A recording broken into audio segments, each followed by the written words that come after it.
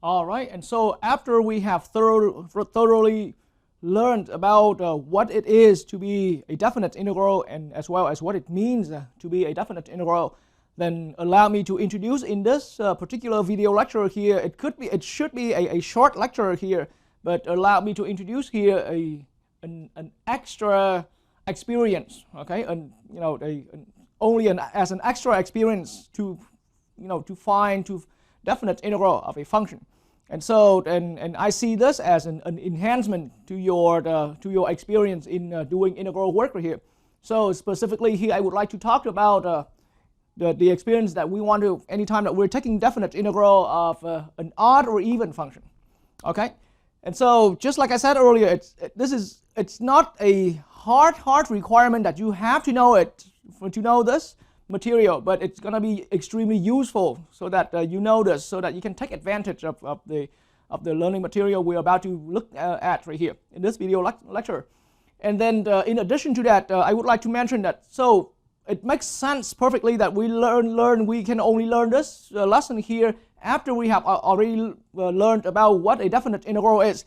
However, I highly recommend that we view this lecture in particularly after you have viewed my other video lessons on the fundamental theorem of calculus, because most of my work here I'm going to be using the fundamental theorem of calculus, the second part. Okay, and so now we're going to start looking at some extra experience how that can enhance your work to find a definite integral of any function, either odd or even. Okay. All right, so now let me erase the title to give myself more space here. So let me start out by introducing a few problems as following. So now I still remember back in the earlier lectures when I was introducing about the fundamental theorem of calculus, or even before that, then among some of the examples we had a problem as following. It's just simply a problem to evaluate a definite integral. So let's look at the following. And this is not an example 1 or example 2 or whatsoever. It's just I'm bringing up these introduction problem, these problem that promotes the idea right here, that motivate us into getting the idea down. So I still remember among our examples we have seen earlier, we have x cubed as a function, and we would like to find a definite integral. We want to evaluate a definite integral from -1 to 1. Okay, and so with our understanding of the fundamental theorem of calculus, we have already found out that the answer to this one here is 0. Okay, so allow me not to be too worried about how to lay down the fundamental theorem of calculus and all that. Okay, or maybe let me just quickly remind again. Fundamental theorem of calculus says.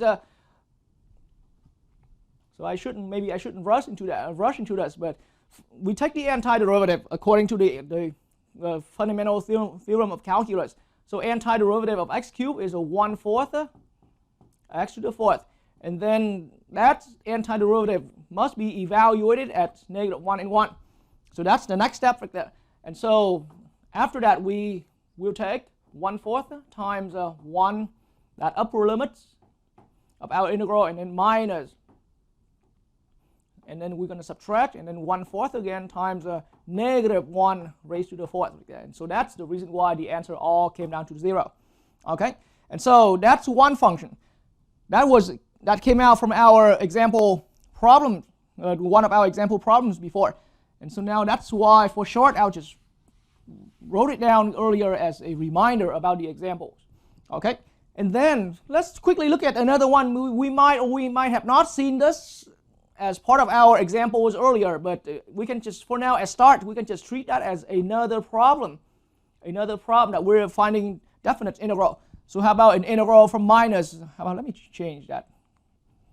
Let me change my creativity a little bit, -2 to 2. Okay, and then x to the 5th. That's the function right here. So as I'm putting down these problems right here, and I want you who follow along with this, whoever follow along with this video, to start recognizing some similarities, some common things among these functions that I'm bringing up, and some common things among the integral bounds, the interval of integration here. Okay, so now with this one, maybe we have seen it or maybe we haven't, but maybe it's a good idea to really lay down the work. And as I said, I am going to be mostly using the fundamental theorem of calculus to arrive quickly at the answer. Otherwise, it's going to take a lot of time to go through the Riemann sum and taking limits on top of that. So, fundamental theorem of calculus, the FTC says antiderivative is 1/6 x to the 6. Okay, and then we must evaluate that with the two integral limits here. And so now that means in my next step, it's going to be a 1/6 times 2 to the 6 power. That's the antiderivative evaluated at the upper limit. And then we're going to subtract that same antiderivative 1/6 times a minus 2 in parentheses to the 6. Like that. Okay, and so needless to say, anyone viewing this video lesson should be mature enough to see that this answer again arrives at 0. Okay, and so now I'm going to quickly erase all the work here.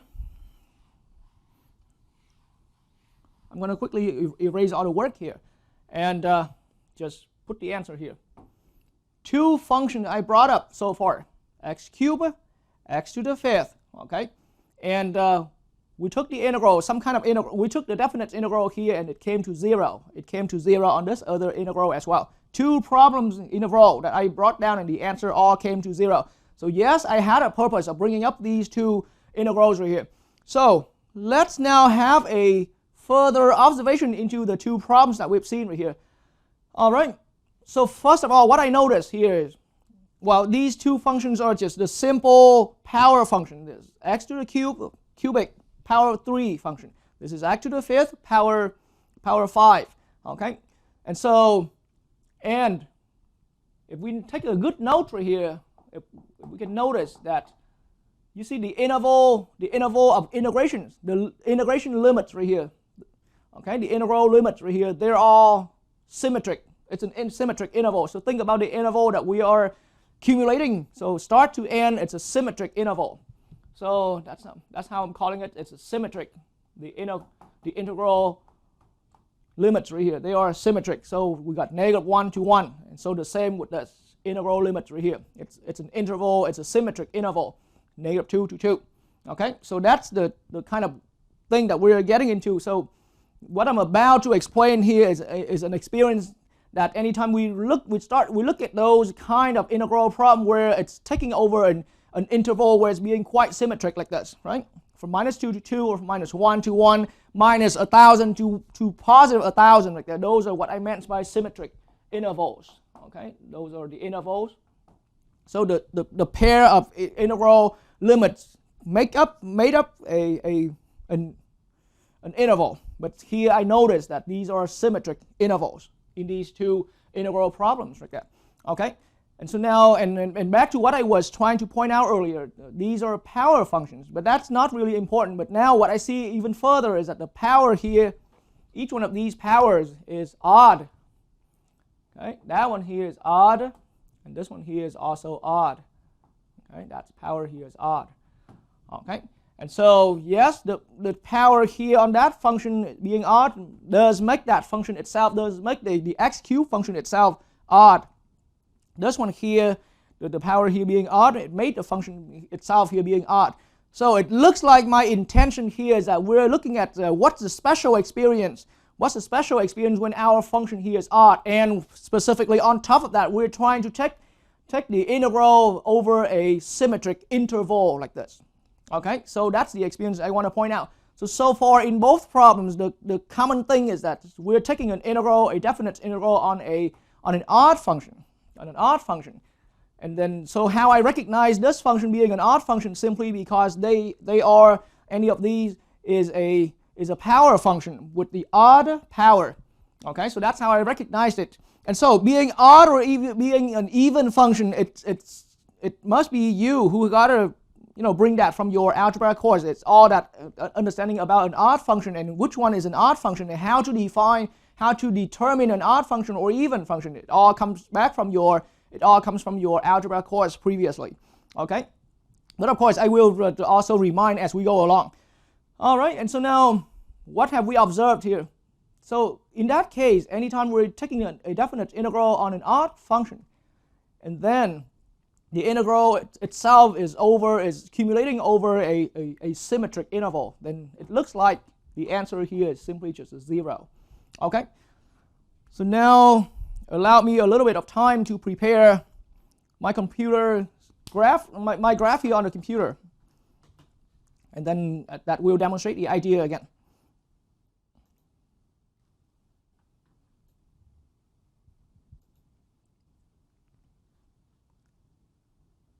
All right, so here we are, right here on our graph right there. Okay, and with my graphing space in desmos.com right here, then our first function that I brought up in the problem right there, that was the x cubed function. Okay, and it's looking like that. So that's our function, the x cubed function.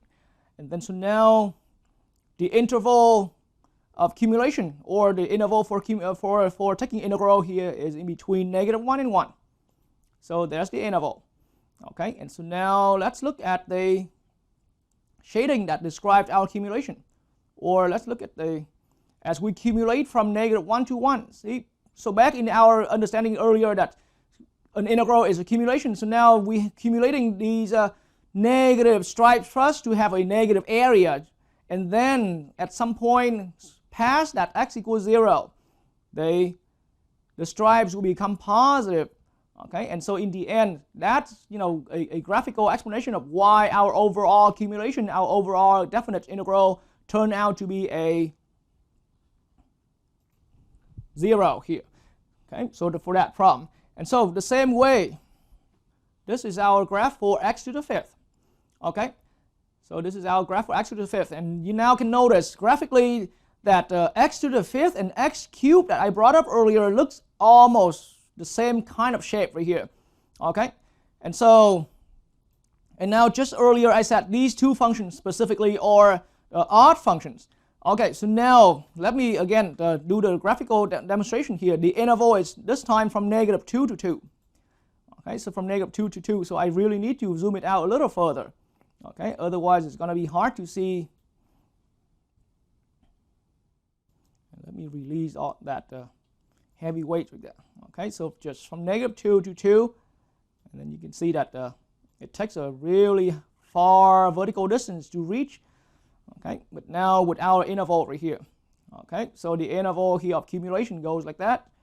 Okay, so now let me zoom it in a little bit, and so you can see that as we accumulating from x equals to -2, we got all that negative stripes, all of those negative stripes until we hit x equals 0, and then when we go past x equals 0, those stripes become positive and more positive and more positive.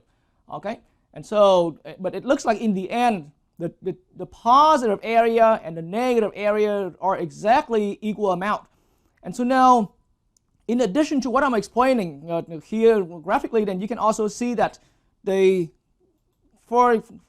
of course at this point we already agree that these two functions, the x cubed and the x to the 5th, these are all odd functions. So look at the symmetry of this function itself, and also recall from the symmetry of the x cubed function that we've had earlier.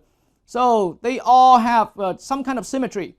Okay, so some kind of symmetry, and I will get to that. So that's the whole idea about, that's why it's an experience. We want to take advantage on the symmetry due to the fact that we know whether a function is being odd or even, and then we take advantage of that to quickly arrive. So the point now is that I don't want to always, even the fundamental theorem of calculus is so fabulous, but we even want to speed up the process. Okay, so if we know some nature about these functions, it can even help us bypass the fundamental theorem of calculus and quickly arrive at the answer. And that's what my point is for knowing about even function or odd function here. Okay, and so now I'm going to erase the board, and let's look a little further into what it means by being an even function or odd function. So I'm going to start out with reintroducing again, and it's allow me to only introduce that as a brief reminder, because I assume again that any one of you must have known about what it means by being an odd function or what it means by being an even function from your algebra course. Okay, so for being an odd function,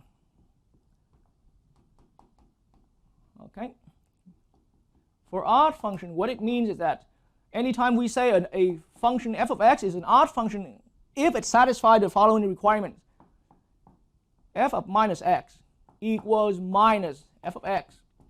Okay, so anytime your function satisfies, anytime your function f of x satisfies this requirement, f of minus x equals minus f of x for, of course, for every x in its domain, in the domain of the function f of x right here. Okay, for every x value in its domain, if as long as we satisfy that requirement, as long as our function satisfies that requirement, the function is an odd function. Okay, and the function is an odd function, and so that's why now if we're looking at earlier x cubed, if f of x equals x cubed, right?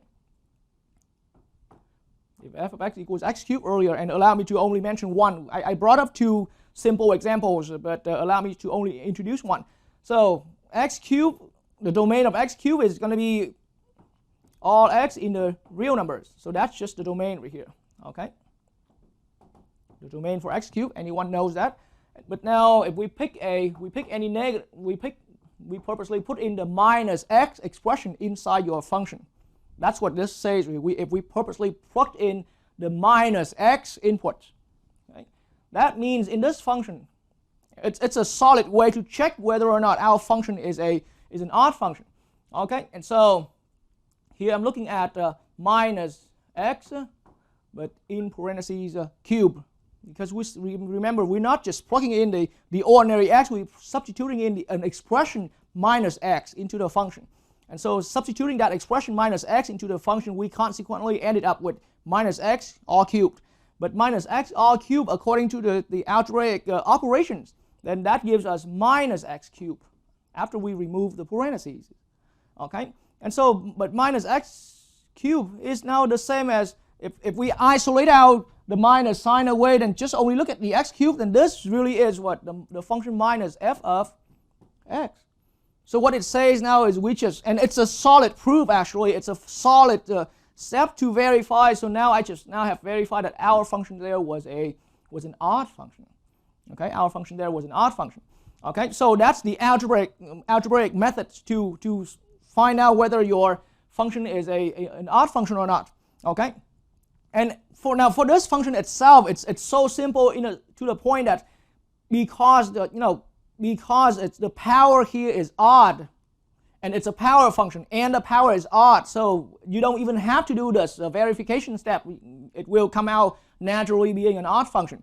But that's just a property that only exists in the world of power functions. When we step outside of the power functions, then stay with this. It's a better way to verify if your function is odd or even. Okay? But other than that, and again, I believe any of the viewers here who's watching this video should be familiar, and you can just see these things on the fly, quickly on the fly. You don't even have to go through all that, because your algebra experience from the past courses should be enough for you to determine quickly. You have your way here and there. Okay? But so that is the reason why, and that's what explains. And that's what explains that our integral for this problem here, now we affirm that being an odd function, right? It's going to give me a 0 for that, because we've seen that in the graph earlier. So now, for odd function, graphically on any odd function, the graph is going to be having some kind of symmetry, and you have seen that in your x cubed function looks like this. Okay, so we do see some kind of symmetry. So what exactly is that symmetry? It looks like every point we pick on one piece. I mean, it looks like there's some kind of replicates through and I use the term replicates for you to understand that there's something that kind of looking like the other piece right here. But at this point, if we're not sure, then let's see how it works right here. Every point we pick on one piece has the exact opposite on the other piece through the origin. That's the kind of symmetry that I'm recognizing in the graph of x cubed right here.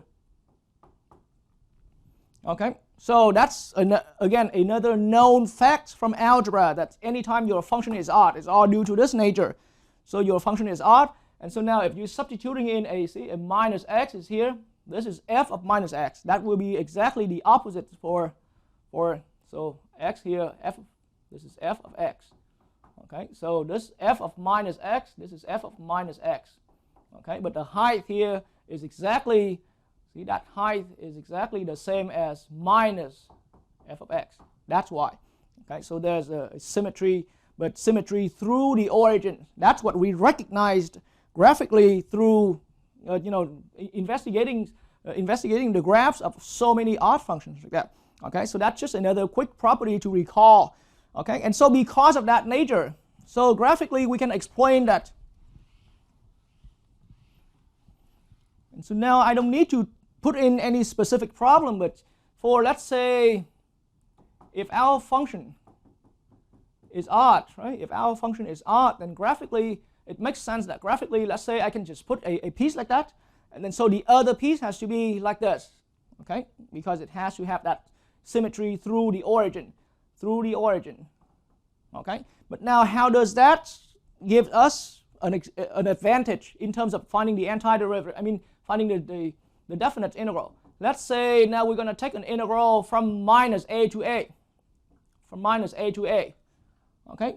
And purposely we were looking at a symmetric interval again. Okay, then in that way, see, in the way how our function is currently being symmetric, being an odd function, then that kind of accumulation, that kind of taking definite integral work has to give us things like this. There's one part that's going negative, okay, and there's another one part after the accumulation is going to be the exact amount but being opposite sign, positive. Okay, I didn't say specifically that the first part from the left here has to be always starting out negative. Nope, I did not say that, but one part has to be the exact opposite of the other part. And that's what the symmetry is for. And so that's why for that kind of function, and see, the integral there from a to a on your function being odd, it gotta be a zero like that.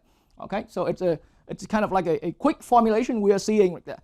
All right, and so now, after sketching down all of that ideas and quickly give an explanation, as well as providing some reminder about what an odd function is, then now let's look at some example. Let's look at example 1. So we want to evaluate, okay? We want to evaluate.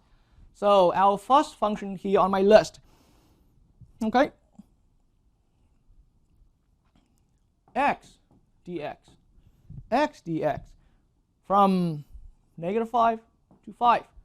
Okay, so yes, at this point, like I said, after you have already learned about the FTC second part, it's a fabulous tool to find a definite integral. So anybody, when you are given a definite integral problem, you are so eager of getting into it and yes, apply the FTC, apply the fundamental theorem of calculus, the second part.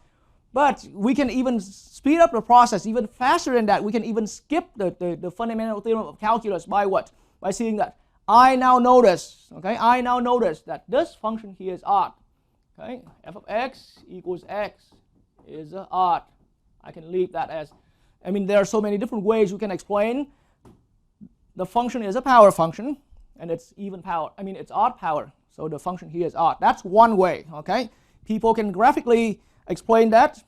So there are many ways to explain. Either you know the graph or you know the function property itself. So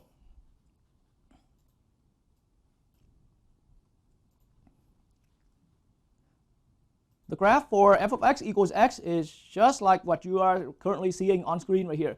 Okay, and so the interval from 5 to 5. The interval from 5 to 5. Okay, let me zoom. That's the interval from 5 to 5, from -5 to 5. That's what I mean right there. And so now clearly this graph right here, our graph for f of x equals x has that symmetry through the origin right there. Every point here has, every point on the graph, say I pick that point, it has a point that's exactly symmetric with that other point through the origin. Okay, and so in that way, now I know I don't even have to use the fundamental theorem of calculus. I can even go faster than that. I know the answer on this specific symmetric interval has to be 0. The answer to our integral problem right here. Okay, and so at this point, if any student is asking me, so Mr. Dung, do we have to always find out if our function is an odd function or even function? You don't have to. You don't have to, because now I want, see, remember from what I explained right at the beginning before we got into any of this. I said this is an extra experience. So if you don't recognize your function, if you don't recognize your function to be an odd function or an even function later on, you don't have to panic about that, okay? The fundamental theorem of calculus, the second part, will work out just fine. But it's just think about it. So by default in this day, you already had the FTC set the second part to help you handle any definite integral kind of problem. But in case you already recognize your function being odd, you can either quickly do a trick like this or do a formal math trick. Like say in this problem, additionally, in addition, anyone can do this as well. Plug in a minus x, that's the formal work there, and that equals minus f of x. Okay, there are many ways. So if you recognize or even remember to use this, then you can speed up the process. That's what I'm trying to point out right there. So in part A, now since I recognize that it's an odd function, the answer will just came out, straight 0. Okay, that's the answer. All right, and so in that way, now I'm gonna produce a part B of our example. So again, the function is here. Part B, how about an integral, a definite integral from -1 to 1. And again, this interval for our integration work is a symmetric interval.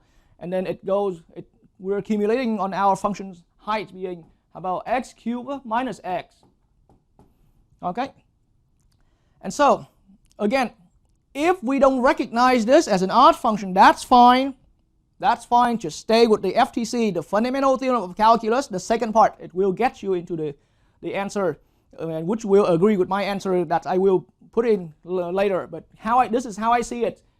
X cubed, this whole function here has two terms, but each term here, doesn't matter minus or adding between them, but each term here is each term among these is an odd power.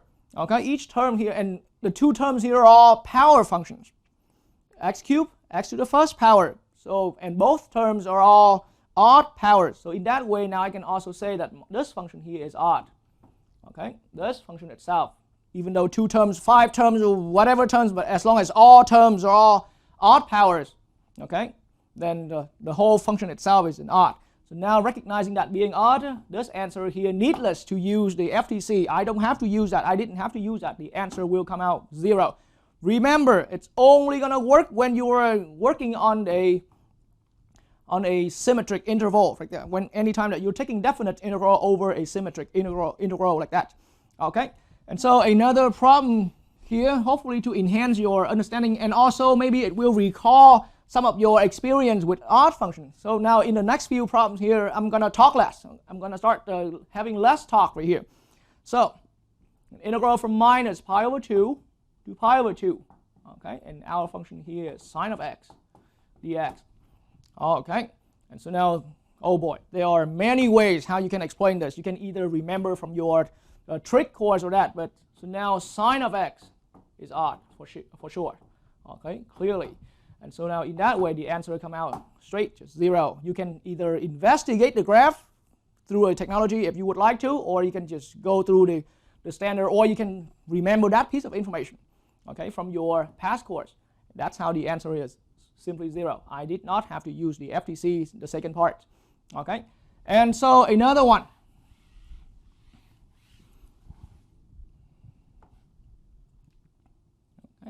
Question D right here, how about a function, an integral from minus 1/2 to positive 1/2, okay, and 1 over square root of 1 minus x squared, okay. And so this one here allow me to tell you, and then you can verify. So I will now tell you that yes, this function here is going to be an odd function. That function is odd. That's what I recognized, okay. So I leave that for you to determine that on your own. You can either go with this trick right here, okay, to find out if it will equal minus f of x. You can go that way, or you can go through the graph. You can use decimals or whatever your technology to put up the graph, to put on the graph with us and decide and confirm for you with what I said here that the function here is odd, okay. Or you can just use whatever else that you remember. But just please don't take my own word blindly, okay? Just because I'm teaching here doesn't mean I say the right thing all the time. So I make mistakes just like anybody else as well, okay? And so now, but at least in what I believe that this function is odd, okay?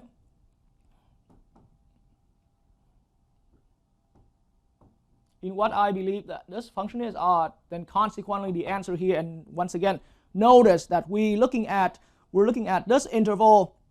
I mean, this interval of integration is a symmetric interval. So the answer there is simply 0. It's effortless, okay? And so 4 problems in one example should be enough to demonstrate the idea. So it's all about, so that's why I said it's an extra experience. We're just taking advantage on, you know, the symmetry of our function, okay? And so here specifically, I just turn our focus to the odd functions.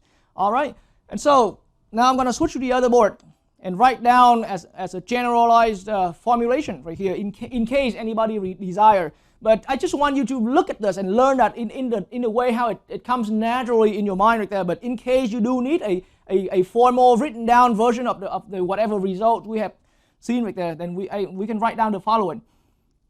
Let's say I'm going to let a be a value positive, okay? Then we can come up with the following.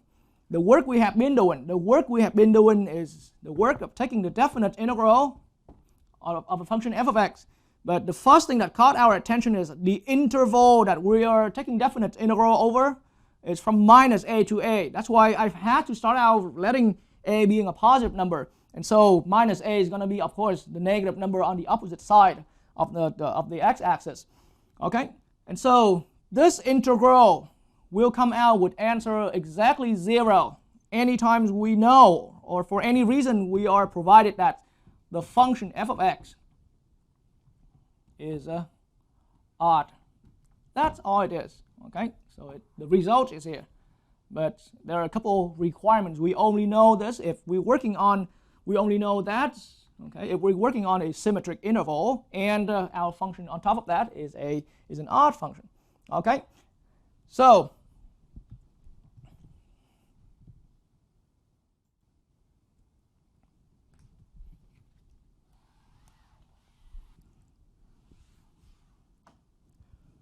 all right, and so now let me bring up a few other definite integrals that we're going to start recognizing the different kinds of symmetry here.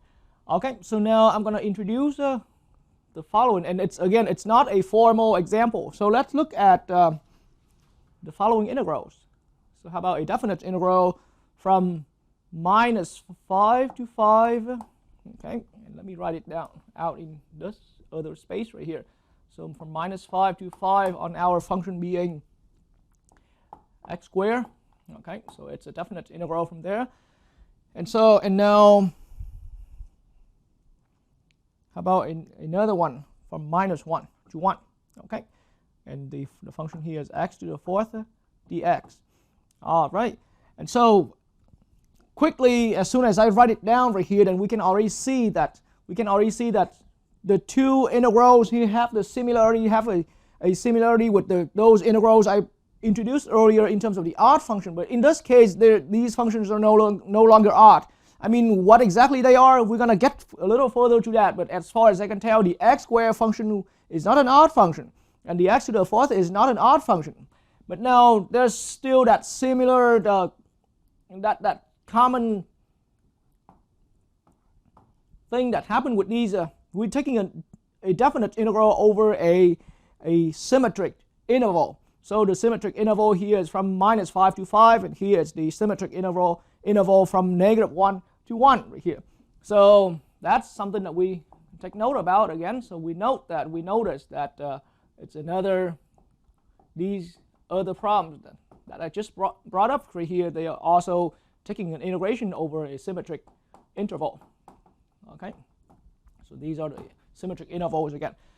But now if we really proceed into the problem, then, well, let's go ahead and use the fundamental theorem of calculus again. And so for now, I am going to hold on to this bottom one right here.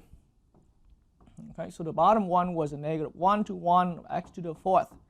Okay, so as far as using this, using the fundamental theorem of calculus, then we're looking at 1/3 x cubed for the antiderivative, but we will need to evaluate at 2 integral limits here. So that means I'm going to go ahead and substitute in the 5 and the -5. So 1/3 times 5 cubed, okay, that's the antiderivative at x equals 5, and that's the upper end of our integral, and I'm going to subtract, and now it's 1/3 times -5 cubed. Okay, and so now I can see that this gives me 1/3, or I can just say 125/3. That comes out from that part, and then all that. This is a negative 125/3, but however, having a negative sign in front, it gives me again it becomes a plus 125/3.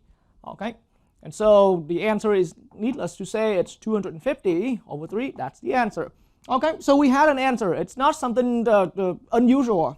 Okay, but now let me point out another observation specifically on this problem. So that's the direct route that, if we go through the fundamental theorem of calculus. But now let me suggest the following. In this problem, again, due to the nature of the function here, due to the nature of the interval that we're integrating over here, it's a symmetric interval. See, obviously it's from -5 to 5, right? So how about I suggest doing the following? It's sort of like a sideway. So we already knew the answer to this one is a 250, okay, over 3 right there. Okay, and so I'm going to suggest another integral, but only going from 0 to 5 right here. Okay, and it's the same function, x squared, and of course we are integrating in respect to x. We're taking the definite integral of this function in respect to x, but only from 0 to 5.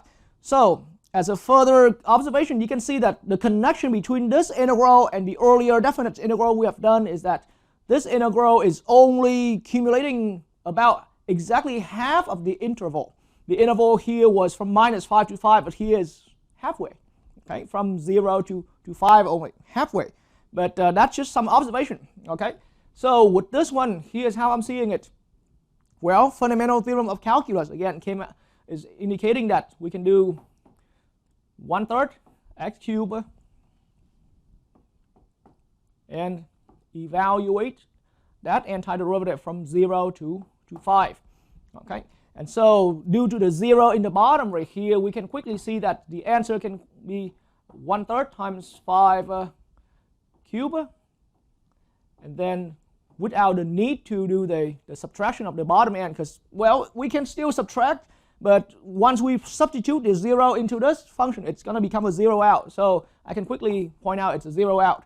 So subtracting out, we only end up with 125/3 due to 5 to the 3rd power multiplied with 1/3. All right, so this is the answer to this integral.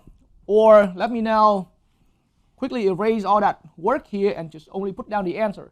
So the answer for this one here is a 125/3. Okay, whereas the answer for the earlier one that I brought up is a 250/3. Okay, and the interval that we're taking integration over, the interval of our integration is from 0 to 5. The interval where we're taking our accumulation from, so from 0 to 5. Whereas the original problem I brought up here, that interval was twice as large. Okay, and so now in this way, as a comparison, the observation here tells me that, hey, if we're looking at the two answers, the answer of this problem here where the interval was twice as long is going to be exactly the double of our newly found integral over here.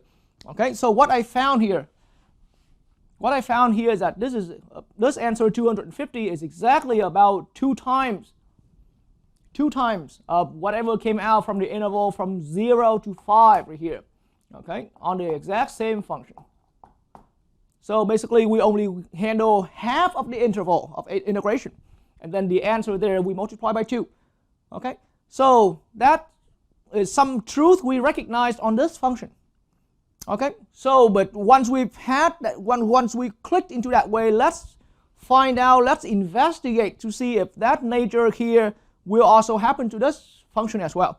The function is x to the fourth, it's a different function, but we're still integrating, we're still taking the definite integral over a symmetric interval from -1 to 1. Okay, and then in how I see that, you know, in the previous problem, I use only half of the interval from 0 to 5 like that. Okay, so the midpoint, the exact halfway between -1 and 1 is a 0 again. Okay, and that's the whole point of why that's the whole reason why I've been all referring to these intervals as the symmetric intervals. And so now I'm going to rewrite this problem up here to have more space for myself. So from -1 to 1, okay, and this could be a good practice for anyone. So you can pause the video, try that on your own over here, try it on your own step like that. Okay, but I come out with answer 1, 2, 5th. Okay, by going through the fundamental theorem of calculus. And so as I said, this problem is a perfect place for anyone viewing the video lesson can practice using the FTC. Okay, so how about I note use fundamental theorem of calculus, right, for your trying, okay, as an FYT problem. So if you haven't done so, go ahead and pause the video and get that done and see if you can get to that answer, arrive at that answer 2/5. Okay. All right. But so now once you or anyone agree with this answer of mine, I'm gonna purposely look at the integral that's only accumulating on the same function, but only accumulating from halfway of this interval, from 0 to 1. Okay, from 0 to 1, and then let's find out.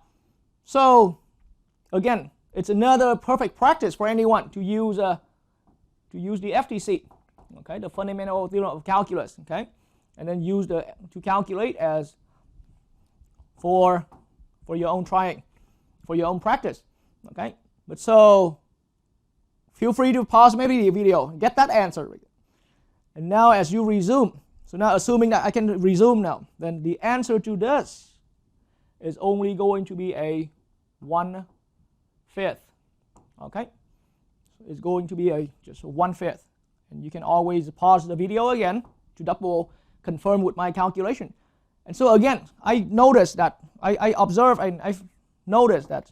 So this answer here, the answer to this overall problem that we brought up earlier, is again exactly twice the answer of this problem. And the relationship between the problem at the bottom here and the problem in the box now is that this problem here on the same function, but the integral only covers from 0 to 1, which is halfway or half of that overall interval from the beginning, overall symmetric interval. Okay? And so in that way, I can now see, again, confirm, right? In this problem, I can now confirm that this starting problem was exactly 2 times of the integral from 0 to 1, okay, on that same function. All right, so what kind of function is this that having this nature? So there's something about these two functions so that they have a special relationship with the integral over the halved interval like that. Okay, so allow me to use that term. Maybe I'm the only professor using that term, but this is called, I see that as a halved, okay, the interval that already got cut in half. So it's the halved interval compared to the beginning symmetric interval. Okay, but basically it's the integral on the same exact function. Okay, so now further observation make me realize that, hey, wait a minute.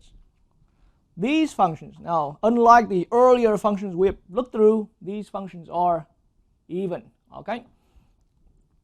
These functions are even. So now you can start bringing back your past memory about even and odd function again to see how your teachers back then defined for you what an even function means, okay? And of course, I will also briefly remind that on the board here But so for now, from your own experience, you can recognize together with me that any of these two functions, the x squared function and x to the fourth function, are even function. And then there are quite a few different ways how we can explain how a function can be an even function. Okay, and so now let me, before I erase the board here, let me switch over to the graphing calculator on the computer screen right here to show you the graph of the two functions. So the x squared function that I brought up earlier, okay, has the graph as following. So this is the graph of the x squared function. Okay, and in case anyone, let me put that in heavier weight so that we can see the graph a little more, and I'm zooming it in a little bit more. Okay.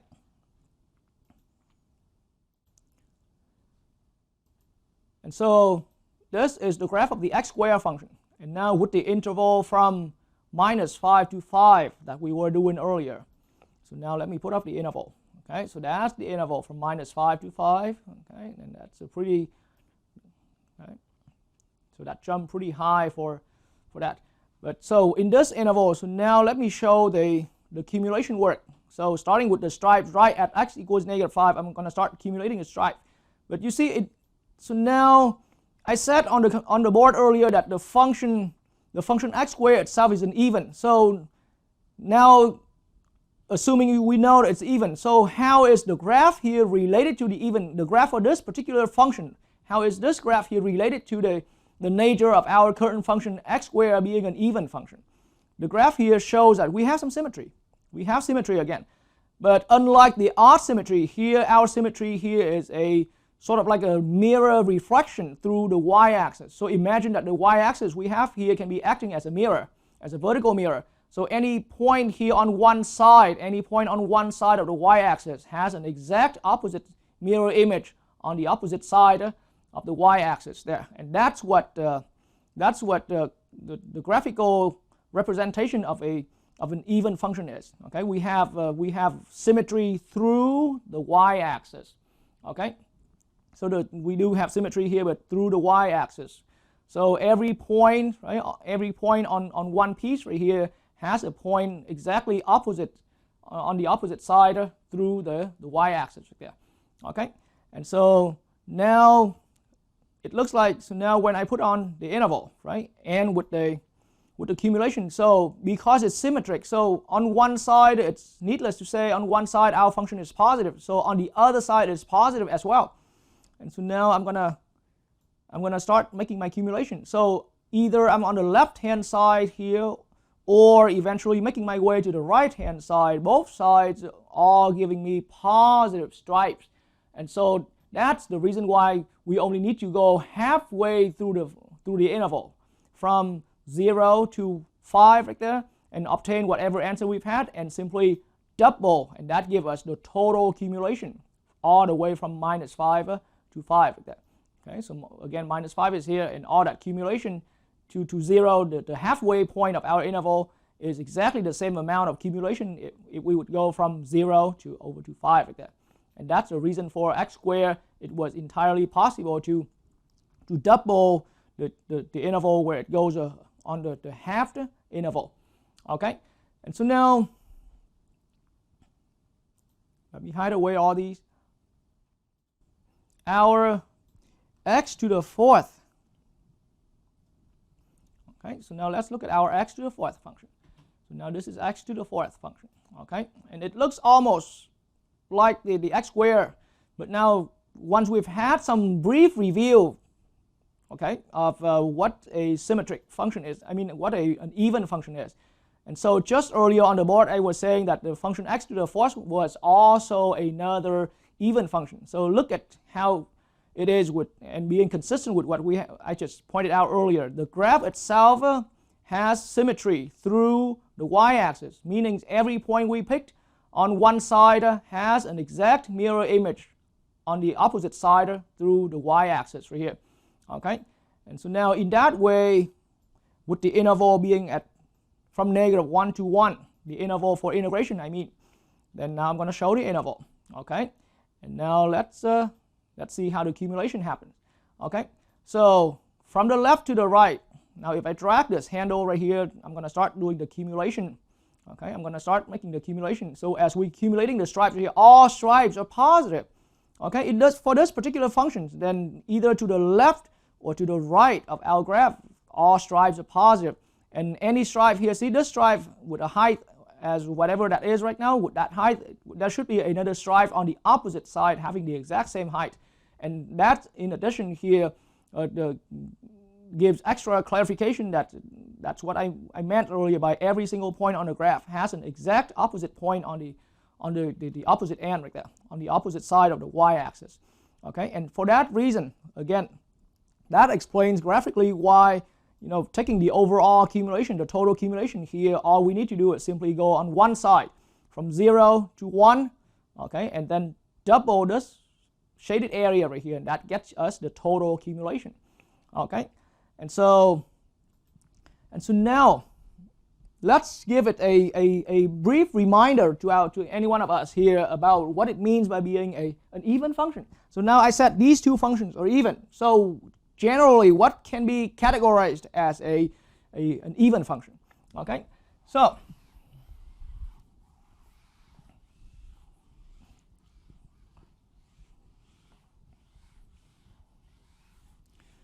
now you can grab any standard algebra textbook to recall for yourself the concept, or right here I can only make it brief for an even function, or for any function. In order to be an even function, okay, then your function f of x must satisfy the requirement as following.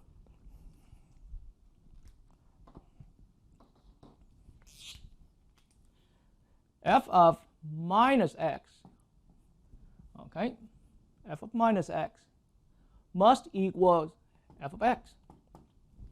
Okay, so that's the definition for what it means by being an even function, the most standard definition. So a function f of x, if whatever function is an even function, any times where substituting in a negative expression for x will equals exactly the function itself ordinarily. Okay, and of course this is for every x value, okay, in its domain. So this is the most important definition right there. Okay, and so right from that definition, then so I can see that, see, that's why x squared, quickly back into that promoting example, that introductory example I brought up, if our function was an x squared, for example. Don't worry about the even power or whatever, but here the power being the x squared function, it has a known property that, see, if I go straight with this definition, I'm going to purposely substitute in a minus x expression. Substituting this minus x expression here into our function, and so it's going to be minus x in parentheses is square. And that's why it gives me, as the algebraic operation, overall, it's x squared. But hey, wait a minute, x squared itself here is f of x. And that's just now formally proved that x squared itself is an even function. Okay? And so, but then there are other hints and tricks here and there from your past algebra course, and how you can quickly decide, or how you can quickly decide a function being an even function. And then so in that way, again, graphically speaking, any even function must have a graph at least in the shape as following. Whatever shape that is, right, there has to be another exact mirror image of that. And of course, I'm not an artist, so I can't make the exact picture over here, exact mirror image. But see, the idea is that every point on one piece of the graph, to the left or to the right of the y-axis, must have an exact opposite mirror image on the opposite side. Okay, or formally speaking, we say that the graph of your even function, of any even function, has a symmetry through the y-axis. Okay, and so, and in some other case, we might have just straight graphs like that, but at least whatever the piece on one side must have the exact mirror image. So like say in the case of the graph like this, one piece on the right hand side of the y-axis has the exact opposite mirror image piece on the left hand side. Okay, so every point on one piece, okay, has the exact mirror image, right, on the opposite side of through the the y-axis. And that's how your function, that's how the graph is consistent with the nature of your function being an even function. Okay? All right, so now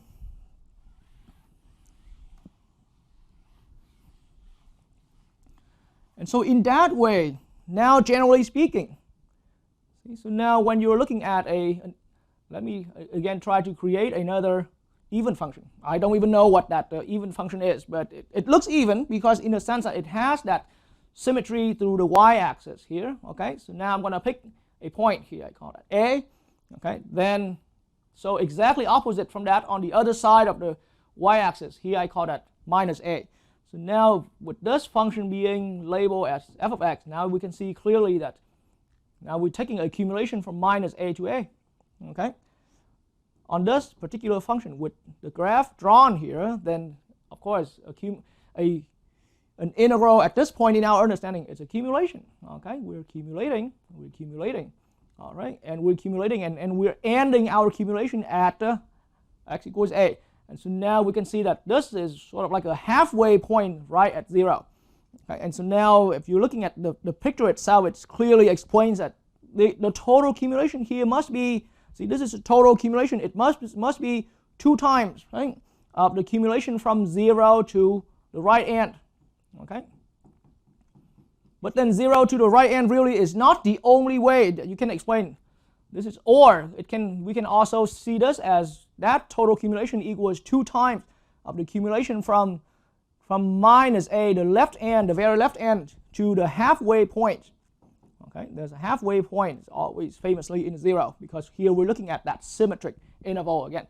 Okay, and so that's the idea, and we recognize that through illustrating through the graph again.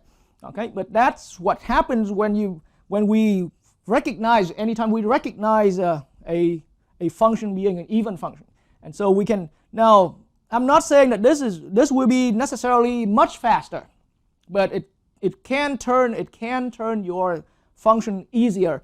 You see, because in a sense that sometimes your function, you see, we can take advantage of that 0 over here in one of the end of your, in one of the 2 ends of your integration limit right there, then that will simplify the amount, that will simplify the amount of the amount of calculation work.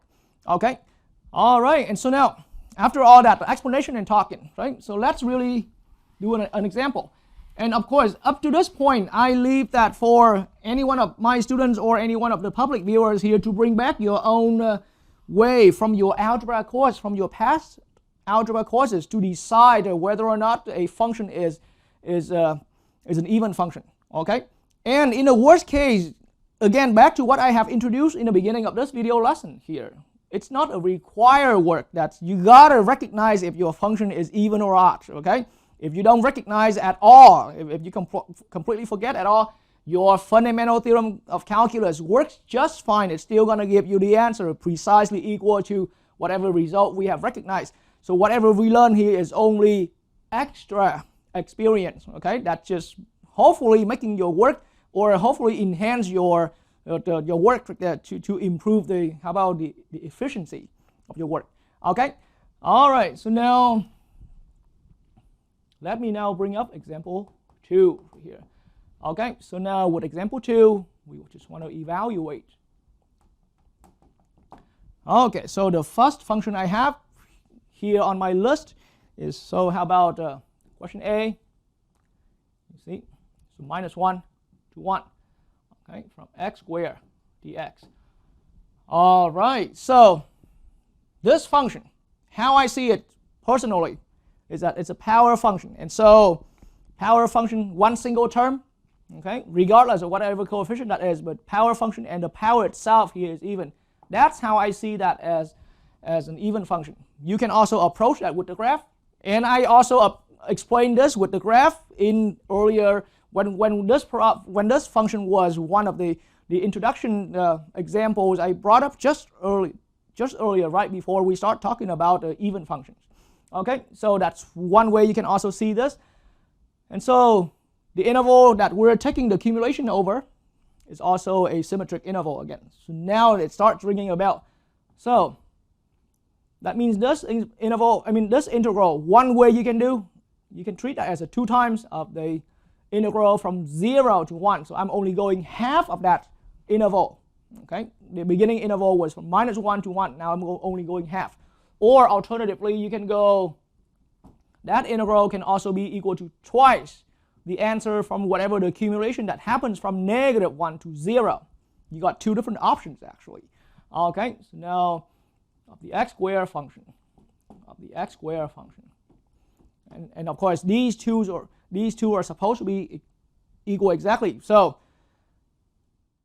I am not going with this route. I'm not going to go with this route. I'm going to go with this route right here. Why is that? Because we have done this problem x squared in integrating, find a definite integral on the x squared function from 0 to 1 all over since our beginning time learning or studying about areas and connecting our way, making our way into definite integral. So this work right here, we already found the answer a long time ago. We have seen through even multiple examples in different directions of how we had that exact answer. And so now I'm going to take away this route, even though it's also a possible route for anybody. But so that answer here, just the integral itself, the integral from 0 to 1 for x squared, okay, that's a 1/3. And so now I'm going to multiply with 2. So that means my final answer here is going to be 2/3. That's one way to show how convenient it is, okay, to use how, effortless, how we can save efforts by knowing some property of our function right there. So here in this case, we're particularly looking at our function being even. Okay, all right, so now let me look at part B of the example.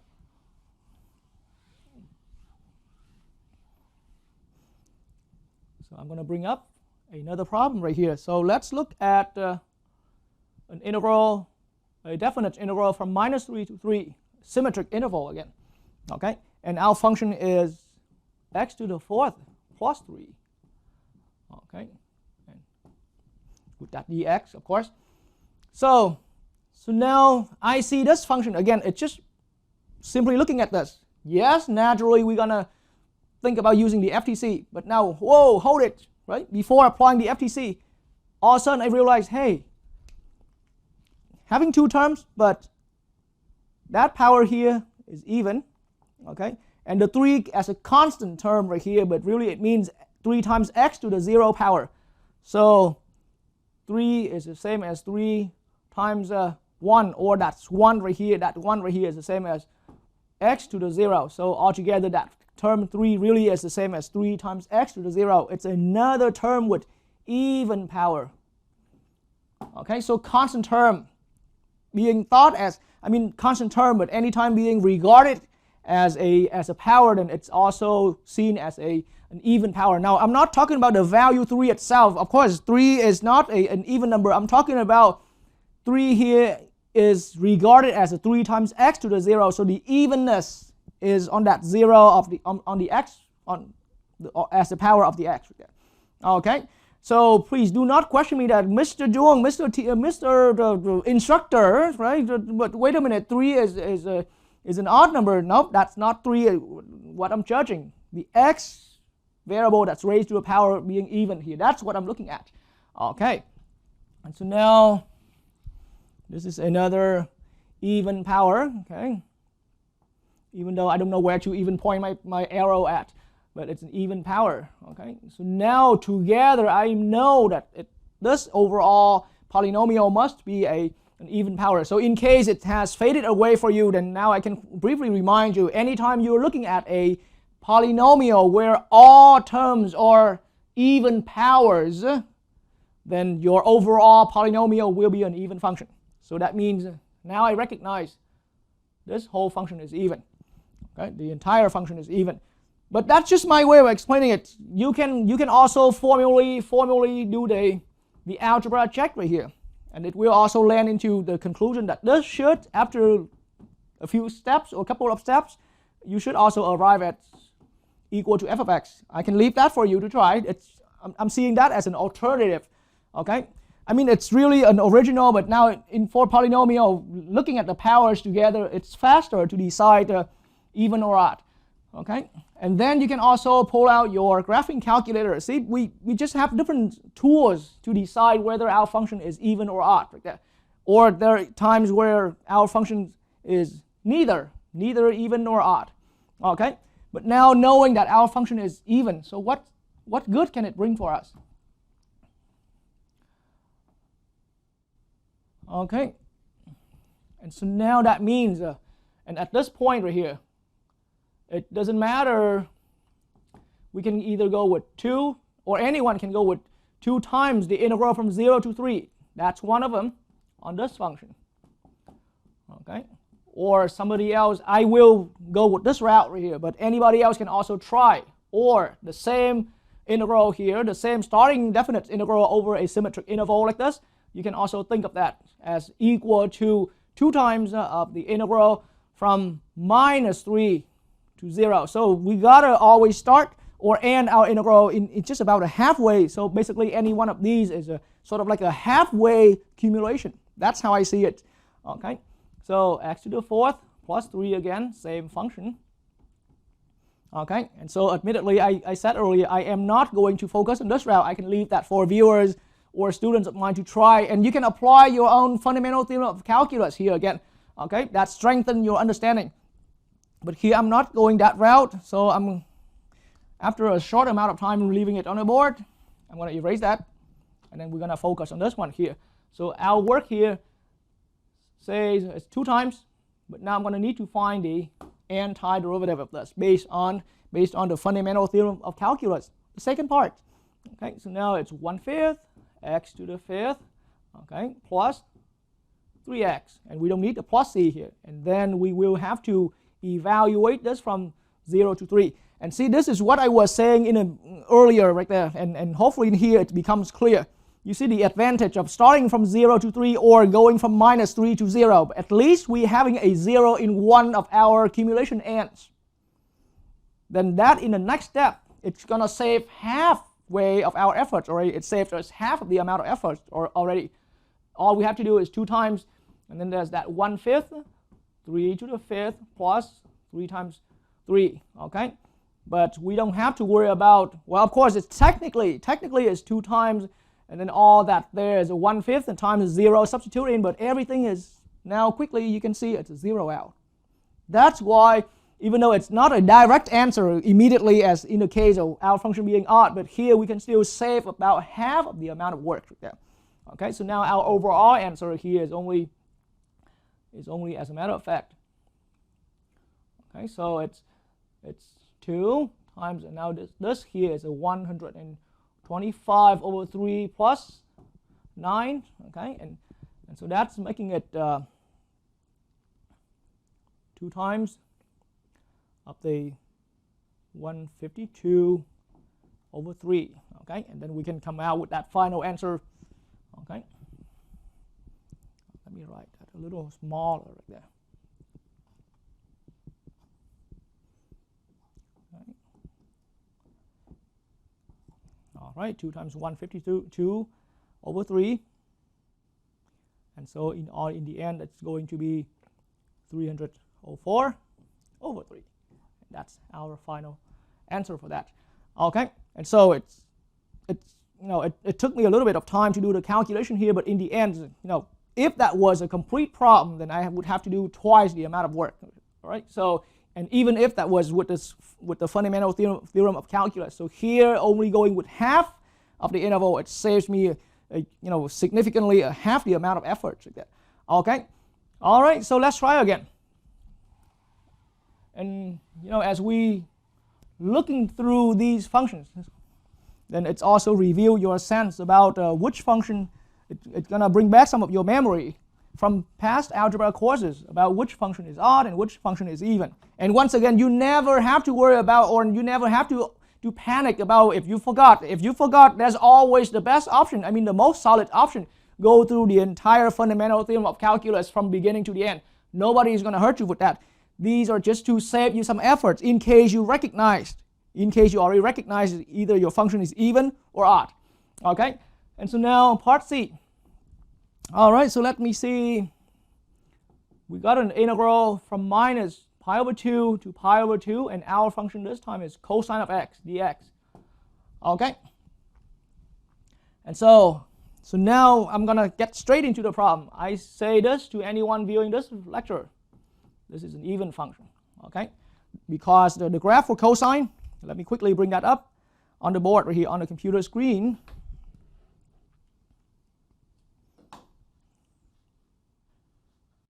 All right, so on the computer screen, cosine of x is here. Okay, and then for enhancements, I can change this into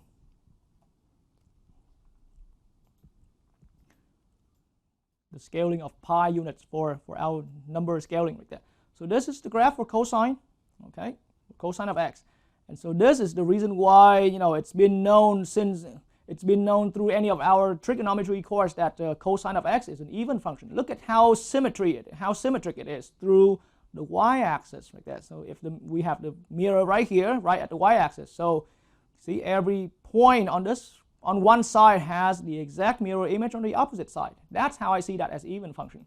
And you should remember, you should know this property from those days you study about your trigonometric function.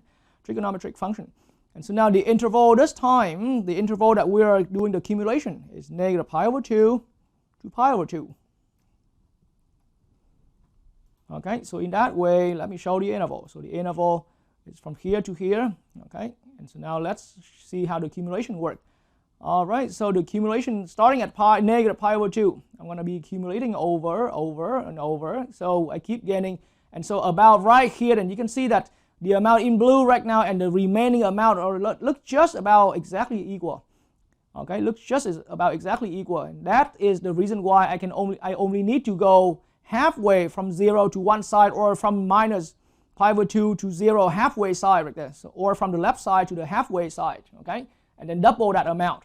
All right, and so now clearly we see that, and again, I just want to point out that there are many ways to explain how cosine of x is an even function. And then sometimes if it's just right out of memory, we can just quickly recognize it. All right, so now we can see this as either a 2 times of the integral from 0 to pi over 2, okay, on this function. Or you can also think of this starting integral as 2 times the answer of the integral from minus pi over 2 to 0 on the cosine of x function. Okay, and so now again, I am not going with this route here. I leave that for viewers or students of mine to try through, right, as your own extra practice on the use of the fundamental theorem of calculus, the second part. Okay, but if I chose to go this route, and let's see how it carries out right here for the rest of the step. So FTC says I need the antiderivative of cosine of x. So it's going to give me 2 sine of x. Okay, and we need to evaluate this from 0 to pi over 2. From 0 to pi over 2. And so now that means we're looking at simply 2 times sine of pi over 2. And at this point, anyone should be well aware of what to do with these two values. So substituting pi over 2, the upper limit, into our antiderivative, and then do it again for the second one. And again, so now sine of 0 is easily a 0. It's the way how our sine of x is. We know that by heart since pre-calculus. And so now 2 times, and so that is gone, going to 0 right here. Okay, so 2 times, now sine of a pi over 2 is a 1, but 2 times 1, okay, and minus is 0, which I don't really need to write down anymore. So our final answer here is a 2. Okay, our final answer there is a 2. All right, so now let's look at the last one, and another opportunity to reveal your understanding, your recognition of those even functions. All right, so now if we're looking at example D right here, it's an integral accumulating from negative 1 to 1.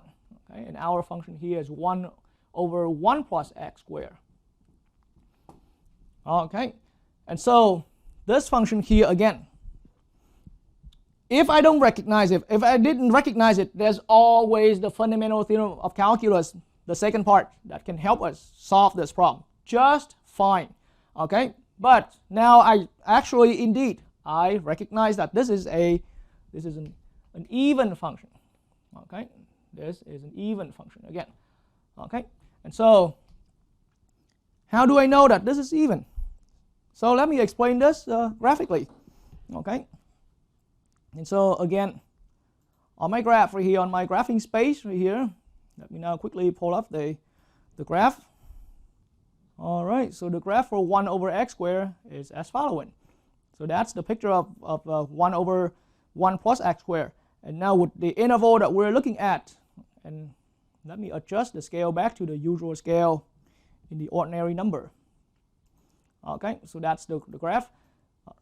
Okay, now in case anybody, it's just a little bit of a side talk, but in case anybody happens to know a little bit of probability and statistics and confuse that this is the graph of the normal distribution bell curve, this is not the one. Okay, the actual graph for the normal distribution bell curve is the actual equation for the normal distribution bell curve, which is similar to this, is a lot more complicated. Okay, so here it's just a simple 1 over 1 plus x squared. It gives us also this bell-shaped curve right here. But now the interval is going from -1 to 1. Okay, so let's look at the interval itself right here. So that's the interval, right? And so now look at how symmetric that interval is. And so now I'm going to put the handle, I'm going to put the slides up, and we're going to start accumulating the slides. So the slides here, as I'm accumulating from the left to the right, the left essentially means a -1, and accumulating over until I hit halfway of the interval, then I'm about reaching exactly half of the amount of accumulation already, right through the picture. Okay, and then keep accumulating from 0 to the further end. Okay, and so with all that explanation, now it makes sense that this is an even function, right? And so again, we can see this as the answer of, we can see this answer as 2 times the answer for the same function.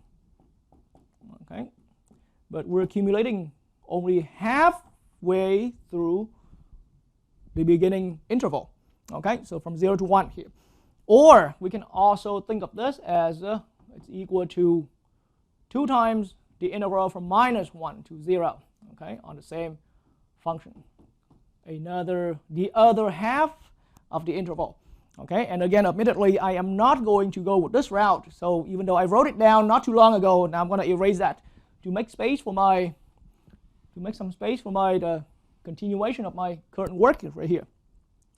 All right, so now the antiderivative for 1 over 1 plus x squared, everybody knows at this point, and because I've had that at least in the basic table of all the antiderivatives I introduced the earlier part of the learning term here, of the learning quarter here. And so now we're looking at 2 times antiderivative of 1 over 1 plus x squared is the tangent inverse of x. Okay, and now I'm going to evaluate from 0 to 1. So now this gives us, the advantage that we don't need to substitute into 0. Because if we substitute 0 into tangent inverse, we are going to get a 0. That's what it is. That's what making it easier.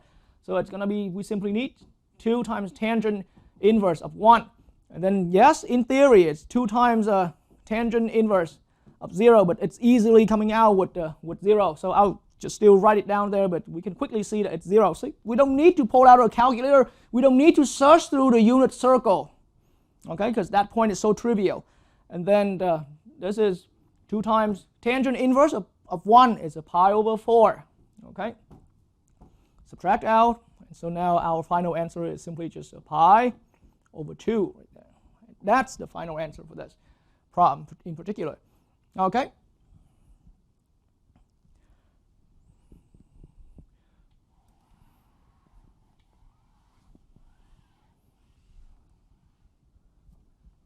All right, and so now I'm going to walk over to my other board, and let's do another generalization right there, in case anyone needs a generalization.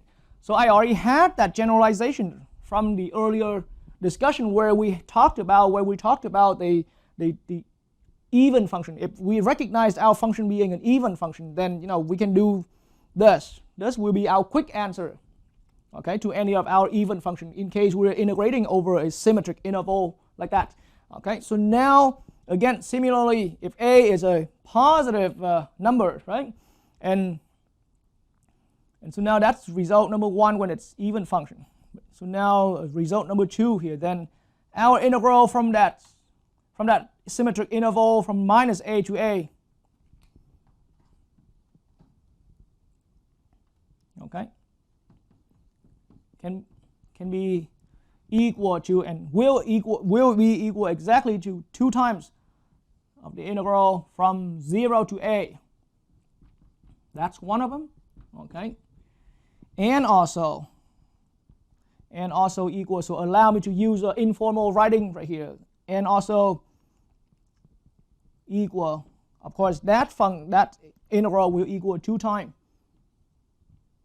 the integral from minus a to 0 on the same function. Okay, but any of this can only happen if, okay, and I'm going to quickly step over here, provided if we know that f of x is even.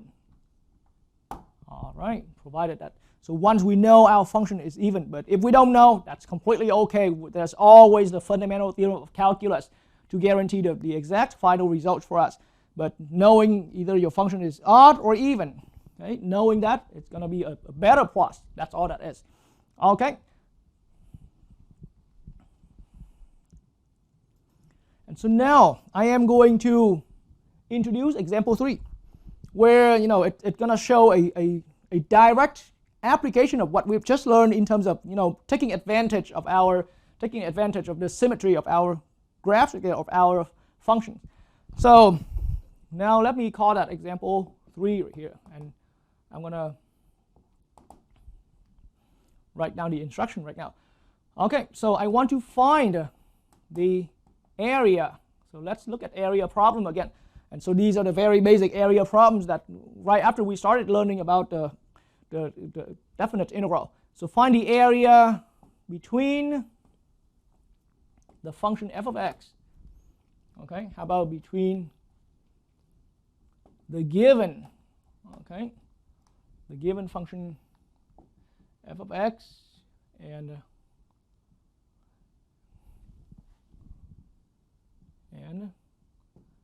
the x-axis, okay.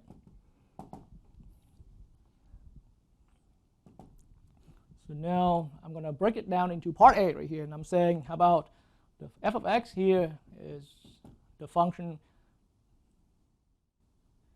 how about sine of x,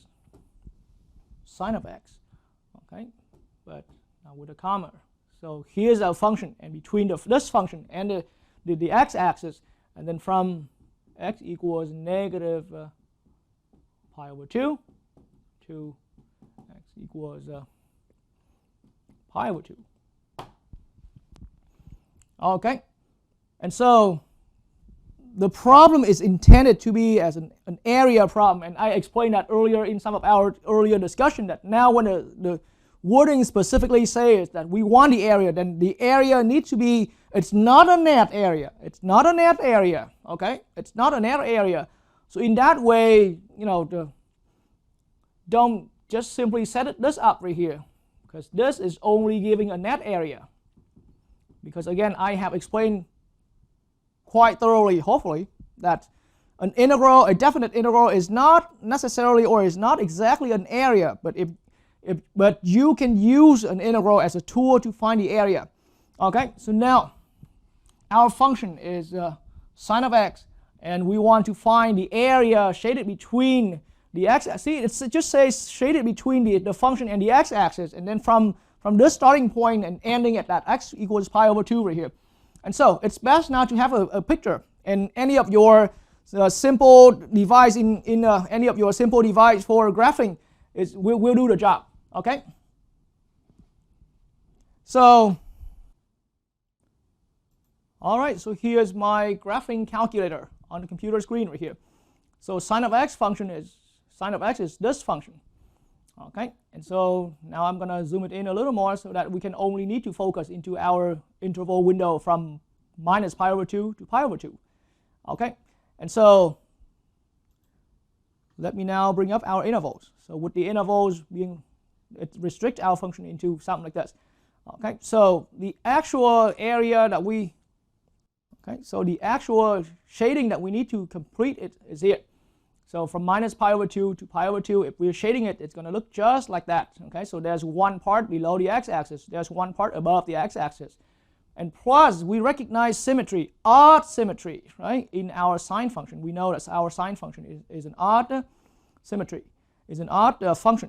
And so now if I'm doing the accumulation, okay, see, negative stripes here, and then it's gonna squeeze out and then become 0 out, and then now it switch over to positive stripe. And that's why now if we, now back on my board here, if we just simply start out a problem by doing only one integral, and this again break away the habit for anyone to only think of a definite integral as an area. It's not always an area. So with simply treating, if we simply think that the area here can just be obtained by that one integral, we're going to end up with a 0. Because of that, with that symmetric nature we already seen, it's an odd function, okay, and running from inside of this symmetric interval. And so the answer for this definite integral is 0. That's not what we want to get. We want to get some actual amount of area, and the pictures show it. We did get an actual amount of area, okay? Because in the end, even though being below the x-axis or being above the x-axis, in the end, it's a physical area. So now, and another point to point out is that the question is only, the instruction is only stating that it's between the given f, the curve f of x and the x-axis, but it didn't have to worry, the problem when we find the area, the problem didn't have to worry about telling us who's above and who's below. All we care is just, it's the area between. And so, obviously, in problem like this, some interval, the curve is below the x-axis, but we still have an area between the two. And then some other area, the curve is above the x-axis. And so, but we still have an area between. So that's why now in that way, the picture now is telling us a good sense that we can't just go that route, because that route based on the quick calculation, either you can go with the symmetry understanding or the fundamental theorem of calculus. We're going to get a straight 0 out. But now having some understanding of the symmetry, we can have a plan for ourselves. Okay, so I just show you that a direct calculation like that will fail.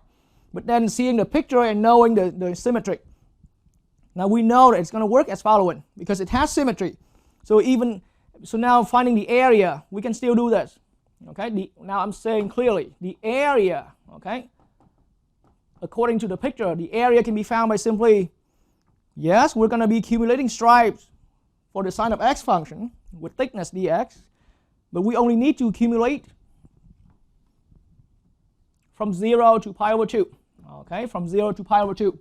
Let me now again bring up that picture again. Okay, from 0 to pi over 2 is going to be this accumulation.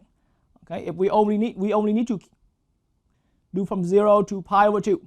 But then once we're done with that, we are going to double. So we're going to double that because now it's area, it's physical amount of area. So doubling is completely okay, even though the other piece is kind of flipped upside down like that and flipped on the other side. So from 0 to pi over 2 is here. Okay, but the other piece is kind of flipped and then flipped upside down and flipped on the other side, but in the end it's still the exact same amount. All right, and so now knowing that, so this is not because the function is even that we're doing the double, but we're doing the double because we know it has some symmetry and we want physical area. That's the part being important. Okay, so now it's simply, we just need 2 times. Okay, so don't get me wrong, it's not because the function here is even. Okay, but it's because it just has some kind of symmetry. It has some symmetry, and so we can just go halfway of the symmetry and double. That gets us the total physical area between the curve and the x-axis. So now that saves us a lot of effort here. Again, it's making it easier. 2 times. So now with this problem, we can just move on as a simple, definite integral problem. 2 times of the minus 2 times cosine of x. Okay, and then I'm going to go ahead and evaluate from 0 to pi over 2. And once again, that advantage here is we can see it's 0, substituting in. Actually, it's not that, it's 0. Now we're still going to have to substitute in 0, but we save the half work. We don't have to accumulate from minus pi over 2 to 0. That's what the effort saving for us right there. And so now I'm going to go minus 2 times cosine of pi over 2, okay, and minus, and now minus 2 times cosine of 0, okay. So the minus 2 is part of that negative coefficient. All right, so now cosine of pi over 2 is a 1, but with a negative 2. So that gives me cosine of pi over 2 is a 0. So 2 times negative 2 times 0, that's 0. Now I'm going to subtract, okay, I'm going to subtract, and then this is minus 2 times cosine of 0 is a 1 right here. So altogether our answer is a positive 2. Okay, so this is the actual amount of area. So you can see that back on the picture, then the area that's only from 0 to pi over 2, this area will be exactly 1.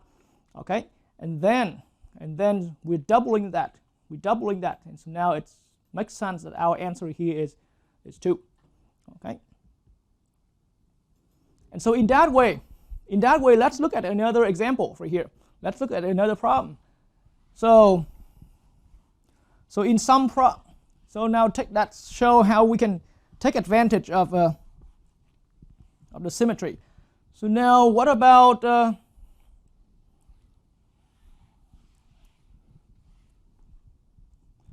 we can be looking at the answer for the area for the function between this function 1 over 1 plus x squared, okay, and then from x equals negative 1 to x equals 1 right here. Okay, and so now this one here, I designed this example just to be another, a second opportunity to practice that earlier problem again. But so